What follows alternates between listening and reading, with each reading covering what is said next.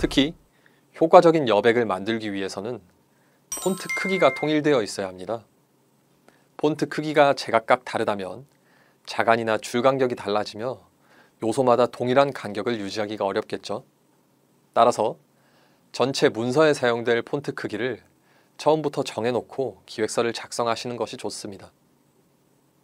애플의 스티브 잡스는 자신의 인생의 전환점이 학창시절 타이포그래피 수업을 들은 때라고 했습니다. 애플이라는 브랜드와 제품을 만드는데 폰트 디자인의 영향이 매우 컸다는 의미이죠. 글자의 끝이 일부 돌출된 세리프체와 산세리프체, 글자의 자간과 행간 등 타이포그래피에는 엄청나게 많은 요소들이 있습니다. 하지만 가독성 높은 기획서를 만들기 위해서 이 모든 요소에 대해서 알 필요는 없습니다. 지금 말씀드리는 딱 두 가지만 알고 계시면 됩니다. 첫 번째는 폰트 웨이트라고도 부르는 폰트의 굵기입니다. 볼드체라고도 하죠. 대부분의 문서 편집 툴에서 B라고 되어 있는 아이콘을 누르면 폰트가 굵어졌다가 원래대로 돌아왔다가 하는 것을 확인할 수 있을 것입니다. 여기서 어떤 폰트를 사용해야 하는지는 여러분의 재량에 맡기겠습니다.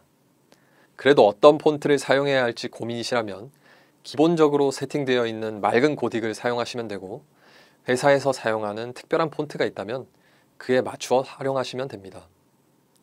하지만 어떤 폰트를 사용하든 폰트 웨이트를 적용하는 것은 매우 중요합니다.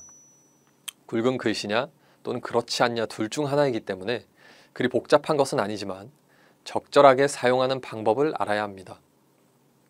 보통 문서를 보면 모든 내용이 다 볼드체로 되어 있거나 모든 내용이 볼드체가 아니거나 한 경우가 많은데요.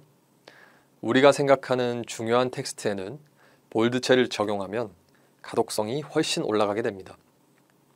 예를 들어 그래프의 제목, 핵심 메시지에는 가장 중요한 핵심 단어로 가정하고 볼드체를 적용하면 키워드가 눈에 한 번에 들어오기 때문에 메시지 전달력이 훨씬 높아집니다. 두 번째는 폰트 크기가 통일되어 있어야 합니다. 폰트 크기가 제각각 다르다면 자간이나 줄 간격이 달라지며 일관된 레이아웃이나 여백을 유지하기가 어렵겠죠. 따라서 전체 문서에 사용될 폰트 크기를 처음부터 정해놓고 기획서를 작성하시는 것이 좋습니다.